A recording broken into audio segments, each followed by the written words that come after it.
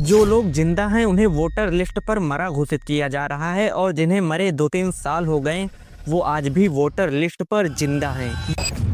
Unity और diversity के नाम पर इलेक्शन कमीशन ऑफ इंडिया 509 लोगों को एक ही घर में घुसेड़े हुए है। जब किसी पार्टी का कोई नेता कोई एलिगेशंस लगाता है तो हमारा इलेक्शन कमीशन बोलता है प्रूफ लेकर आओ। कोई भी व्यक्ति ऐसा कहता है तो सबूत तो चाहिए। सबूत मांगा था, मिला नहीं। अरे वो प्रूफ लाए कहाँ से जब सारे सबूत तो अपने पॉकेट में समेट कर रखे हो। सीसीटीवी फुटेज मांगने पर हमारे election commission officer Gyanesh Kumar ji बोलते हैं क्या हमें अपनी माताओं और बहनों की वीडियो साझा करनी चाहिए क्या अपनी माताओं, बहुओं, बेटियों सहित किसी भी मतदाता की सीसीटीवी वीडियो चुनाव आयोग को साझा करनी चाहिए क्या? अरे भाई समझाओ कोई इस कॉमेडियन को कि इस इलॉजिकल बात का मतलब क्या है। ये पोलिंग बूथ है, यहाँ सभी लोग बकायदा कपड़े पहन कर आते हैं। ज्ञानेश कुमार जी जरा सा कॉमन सेंस लगाकर बोला करिए। ये तो रहे पिछली कॉन्फ्रेंस के एलिगेशंस जिस पर ईसीआई ने कोई ठोस सबूत देकर राहुल गांधी का मुंह नहीं बंद कर पाई। और अब फिर 5 नवंबर 2025 को राहुल गांधी ने हरियाणा में हुए 25 लाख वोट चोरी को एक्सपोज कर दिया। ये 25 लाख वोट चोरी कोई छोटा नंबर नहीं है बल्कि ये पूरे हरियाणा का 12.5% है। इसी वजह से इस कॉन्फ्रेंस को नाम दिया गया द एच फाइल्स यानी हाइड्रोजन फाइल्स और सरकार चोरी। तो आज हम जानेंगे कि क्या है वो एलिगेशंस जिसे राहुल गांधी ने ईसीआई और बीजेपी के ऊपर लगाए हैं। इसमें से कितने दावे सही हैं और अगर ये सच है तो क्या सच में हरियाणा में सरकार चोरी हुई और इस चोरी में इंडियन डेमोक्रेसी और हमारा क्या हाल होगा।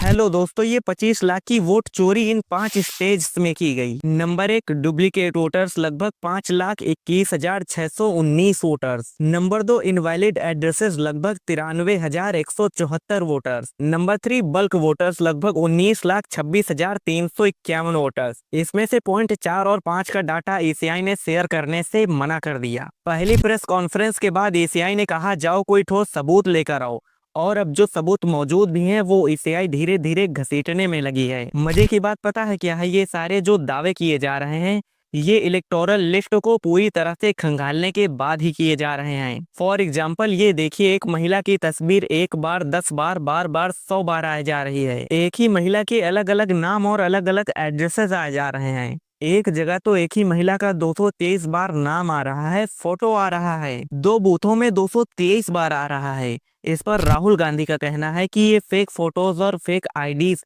क्रिएट किए जा रहे हैं ताकि जरूरत पड़ने पर बाहर से लोग आकर इनकी जगह पर वोट कर सकें। This is to create space so that anybody can vote, so that BJP people can move and vote.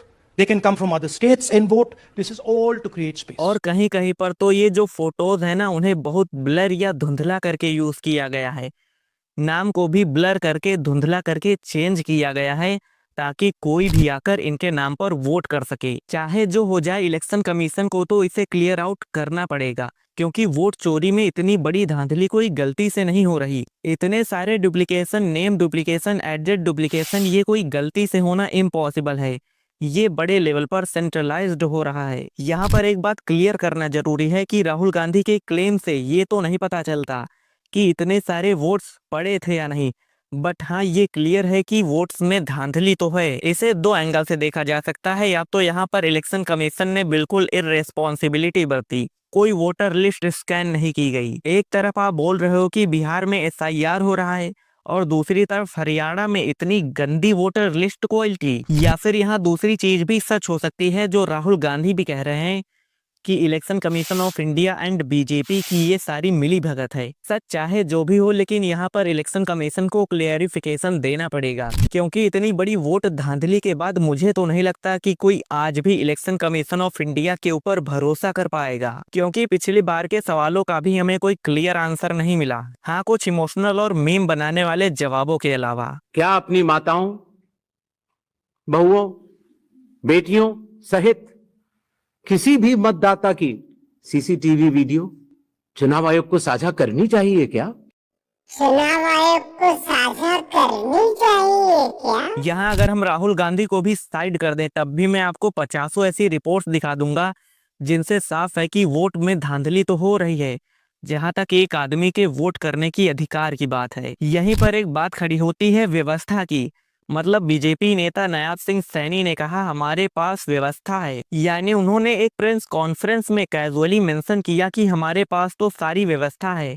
BJP एक तरफा सरकार बना रही है, इसके लिए हमारे पास सारी व्यवस्था है। शुरू से ये कहा है कि भारतीय जनता पार्टी एक तरफा सरकार बना रही है, हमारे पास सारी व्यवस्थाएं हैं, आप चिंता मत करिए। अब राहुल गांधी इसी बात को स्पिन करके कहना चाहते हैं कि नायाब सिंह सैनी शायद जोश जोश में आकर अपनी वोट चोरी की व्यवस्था का शायद एक क्लू दे दिया कि आखिर उनकी एक खास व्यवस्था है क्या।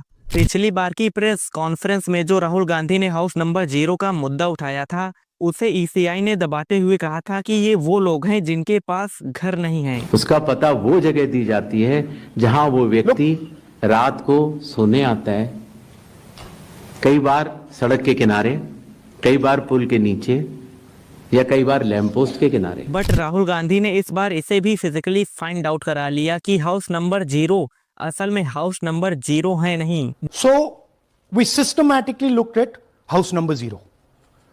And we said, okay, let us see whether these house number 0s are actually living on the road. Are they actually homeless?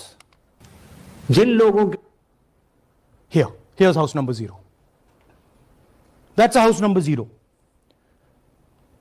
Mr. Narendra, and we have hundreds of examples of this.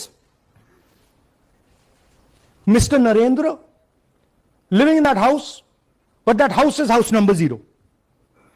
And when we tried to find Narendra, we understood what the issue was. Why there is a house number 0. We couldn't find him.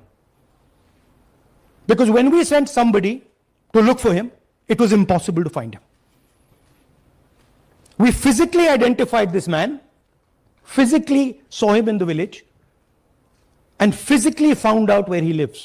0 से यहाँ मतलब था ghost voters को तैयार करना ताकि उन्हें trace करना और वोटर वेरिफिकेशन करना मुश्किल हो जाए। इसके लिए राहुल गांधी ने बीजेपी के ही नेता का एग्जाम्पल दिखाया। उनके घर पर अकेले ही 66 वोटर्स रजिस्टर हैं। In Rai, that little house, 108 voters. Again, मतलब समझ सकते हो यार कि हरियाणा के एक बीजेपी नेता जो आज भी इतनी गरीबी में जी रहे हैं। कुछ तो ऐसे भी घर मिलेंगे जिसमें 501 लोग रहते हैं, 108 लोग रहते हैं। आखिर ये कौन से घर हैं जिसमें इतने सारे लोग रहते हैं? ज्ञानेश कुमार जी कृपया हमें भी बताइए। जहां बीजेपी को वोट करने के लिए बाहर से लोग आ जाते हैं, इतने बड़े बड़े कांड हो जाते हैं, वहीं हरियाणा में 3.5 लाख वोटर्स को डिलीट कर दिया गया। मेरा नाम अंजलि त्यागी है, मेरे पति का नाम अमित है।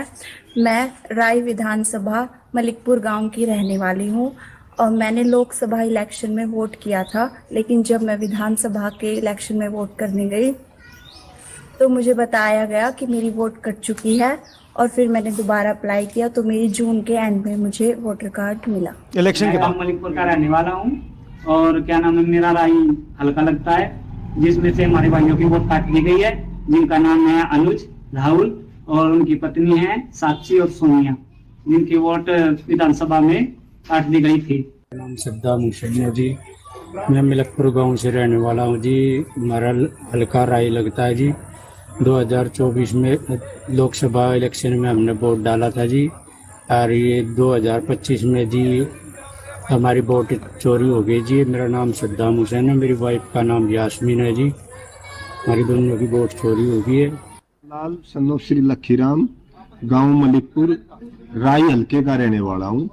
हमारी एमपी के चुनाव में हमारी वोट पूरे परिवार की कंप्लीट थी। इस बार मेरे बेटे की विधानसभा में वोट काट दी गई है। इस पर राहुल गांधी का कहना है कि जो कांग्रेस सपोर्टर हैं, जानबूझकर उनका वोटर लिस्ट से नाम हटाया जाता है ताकि कांग्रेस कभी जीत न सके। इसमें मोस्टली दलित, आदिवासी और अल्पसंख्यक शामिल थे, जो ऑब्वियसली कांग्रेस सपोर्टर थे। जिसने ग्राउंड लेवल पर जाकर मेहनत की, उसके वोटर्स को वोट देने से ही वंचित कर दिया गया। ये कहाँ का रूल है? इंडिया में जो इंडियंस हैं वो वोट नहीं डाल पाते, और ये लेडी जो इंडिया की है ही नहीं, इवन एशिया की भी नहीं है, वो 22 बार वोट डालती है हरियाणा के 10 बूथ्स पर। जबकि ये तो एक ब्राजीलियन मॉडल है, लैरिसा नेरी। और जब ये डिबेट बहुत बड़ा हुआ और इन्हें पता चला तो इन्होंने खुद अपने सोशल मीडिया पर एक पोस्ट करते हुए कहा, Gente, conta pra vocês uma fofoca, vocês vão rir demais. Não, vou contar fofoca. Gente, estão usando uma foto minha, antiga. Minha foto é velha, tá? Ó, tava novinha na foto, devia ter uns 20 anos, 18 anos. Falei pra Tatá não passar meu número e tal, aí o cara achou meu Instagram, me chamou no Instagram. Agora uma outra pessoa que não tem nada a ver com o assunto, uma amiga minha de outra cidade, me manda uma foto, vou colocar aqui pra vocês, aqui embaixo pra vocês verem. Aqui. Vocês não vão acreditar, não. Ô, gente. मैं पहले कभी India I ही नहीं और ये जो मेरा photo use हुआ है ये भी काफी पुराना है। इसमें आप झूठा चाहे जिसे बोलो, बट राहुल गांधी को अभी झूठा नहीं बोला जा सकता। वो 100% प्रूफ के साथ खड़े हैं। और अगर सच में बीजेपी और इलेक्शन कमीशन ने वोट चोरी, सरकार चोरी की ही नहीं, तो राहुल गांधी के एक एक पॉइंट्स को लेकर अच्छे से क्लियर आउट करो। जैसे कि राहुल गांधी ने इलेक्शन कमीशन के एक एक पॉइंट को लेकर उसे क्लियर किया। ये वोट चोरी असल में सरकार चोरी है, ये इंडियन डेमोक्रेसी पर वार है और इंडियन कॉन्स्टिट्यूशन पर एक धब्बा है। हम युवाओं के सपनों को कुचलना है, एक नॉर्मल आदमी के वोट डालने के अधिकार को भी उससे छीन लेना है। अगर ऐसा ही चलता रहा तो हमारा देश भी एक डिक्टेटर के हाथ में जा रहा है। मतलब चाहे जो कोई जितनी मेहनत कर ले, लेकिन जीत तो एक ही आदमी की पक्की है। क्या ये सिस्टम सुधरेगा? ईसीआई जवाब देगा, बीजेपी जवाब देगा या नहीं, ये तो टाइम ही बताएगा। वेल, हम मिलते हैं किसी और नेक्स्ट वीडियो में, तब तक बेस्ट ऑफ लक।